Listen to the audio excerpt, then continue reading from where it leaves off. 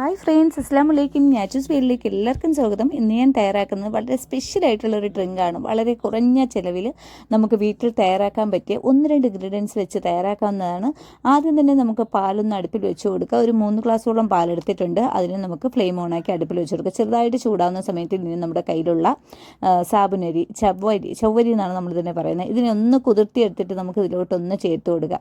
അപ്പോൾ ഇത് പാലിൽ നിന്ന് കുറഞ്ഞ അളവിലായിരിക്കണം. ഇത് നല്ല കൂടുകയാണെങ്കിൽ കുറച്ച് കട്ടിയായിരിക്കും. എന്നാൽ ഇത് തയ്യാറാക്കുമ്പോൾ കുറച്ച് കട്ടിക്കാണ്, നല്ല ടേസ്റ്റുമാണ്. അപ്പോൾ ഇതുപോലെ ഒന്ന് ചൂടാവുന്ന സമയത്തിന് ഇതുപോലെ ഒന്ന് ഇളക്കി കൊടുക്കുക. ഇനി നമുക്ക് വേണ്ടത് എന്തെങ്കിലും നട്ട്സ് എന്തെങ്കിലും കയ്യിലുണ്ടെങ്കിൽ ഞാൻ കുറച്ച് ബദാം ഒന്ന് പൊടിച്ച് ഇതുപോലെ ഇതിലോട്ട് ചേർത്ത് കൊടുക്കുന്നുണ്ട്. കയ്യിലുള്ള എന്തെങ്കിലും ഉണ്ടെങ്കിൽ ചെറിയ രീതിയിലൊന്ന് പൊടിച്ച് ചേർത്ത് കൊടുക്കുക. മുന്തിരി ചേർക്കേണ്ട കാര്യമില്ല, ഒരു പുളിപ്പായിരിക്കും. അപ്പോൾ നമ്മൾ ബാക്കി എന്തെങ്കിലും ഉണ്ടെങ്കിൽ ഇതുപോലെ ചേർത്ത് കൊടുക്കുക.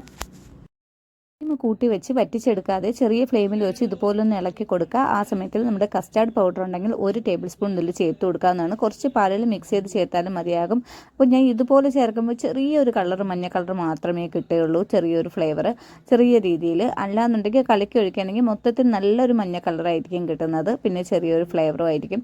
ഇനി നമുക്ക് കയ്യിലുള്ള പഞ്ചസാര ചേർത്ത് കൊടുക്കാം. മിൽക്ക് മെയ്ഡ് ഉണ്ടെങ്കിൽ അതിൽ നിന്ന് ചേർത്താലും മതിയാകും. ഞാനിപ്പോൾ പഞ്ചസാരയാണ് ചേർക്കുന്നത്. അപ്പോൾ അത് ചേർത്ത് ഇതുപോലെ ഒന്ന് ഇളക്കി കൊടുക്കുക. നല്ലതുപോലെ ഒന്ന് ഇളക്കി കൊടുക്കുക. അപ്പോൾ ഇത് ഏതാണ്ട് നല്ലതുപോലെ വെന്ത് കിട്ടിയിട്ടുണ്ട്. അപ്പോൾ പഞ്ചസാരയും കൂടെ ചേർത്ത് ഇതുപോലെ ഇളക്കിയതിന് ശേഷം നല്ലതുപോലെ തണുപ്പിച്ചെടുക്കണം. ഇതിന് എന്താണ്ട് മറ്റൊരു ബൗളിലോട്ട് മാറ്റിയിട്ടുണ്ട്. തണുപ്പിച്ചതിന് ശേഷം നമ്മുടെ കയ്യിൽ പഴമോ ആപ്പിളോ എന്തെങ്കിലും കയ്യിലുണ്ടെങ്കിൽ അതിൽ നിന്ന് കുറച്ച് ചേർത്ത് കൊടുക്കുക. ഞാനിപ്പോൾ ഒരു ചെറിയ ആപ്പിൾ ചെറിയ രീതിയിൽ കട്ട് ചെയ്തതാണ് ഇതിലോട്ട് ചേർത്ത് കൊടുക്കുന്നത്.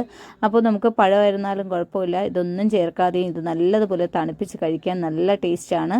അപ്പോൾ ഇത് നമുക്ക് നോമ്പ് സമയങ്ങളിലൊക്കെ വൈകുന്നേരങ്ങളിൽ വളരെ പെട്ടെന്ന് തന്നെ ചെയ്തെടുക്കാനും പറ്റും, കഴിക്കാൻ നല്ല ടേസ്റ്റാണ്. എന്തായാലും ഒന്ന് ട്രൈ ചെയ്ത് നോക്കാം. നമുക്കിത് ഗ്ലാസ്സുകളിലൊക്കെ ആക്കി ചെറിയ ചെറിയ ബൗളിലൊക്കെ ആക്കി സ്പൂൺ കൊണ്ട് കോരി കഴിക്കാൻ തണുത്ത് കഴിഞ്ഞതിന് ശേഷം. അപ്പോൾ നിങ്ങൾ കുറച്ചുകൂടെ ലൂസായിട്ടാണ് നിങ്ങൾക്ക് വേണ്ടെങ്കിൽ കുറച്ചളവിൽ പാല് കൂടുതലായിട്ട് ചേർത്ത് കൊടുക്കുക. അതുപോലെ തന്നെ ചവ്വരിയുടെ അളവൊന്ന് കുറച്ചെടുക്കുക. അപ്പോൾ ഇന്നത്തെ ഈ റെസിപ്പി ഇഷ്ടമാവുകയാണെങ്കിൽ ലൈക്ക് ചെയ്യാനും ഷെയർ ചെയ്യാനും കമൻറ്റ് ചെയ്യാനും മറക്കരുത്. സബ്സ്ക്രൈബ് ചെയ്യാതെ കാണുന്നവരാണെങ്കിൽ ഒന്ന് സബ്സ്ക്രൈബ് ചെയ്ത് സപ്പോർട്ട് ചെയ്യുക. പുതിയൊരു വീഡിയോയിൽ വീണ്ടും കാണാം.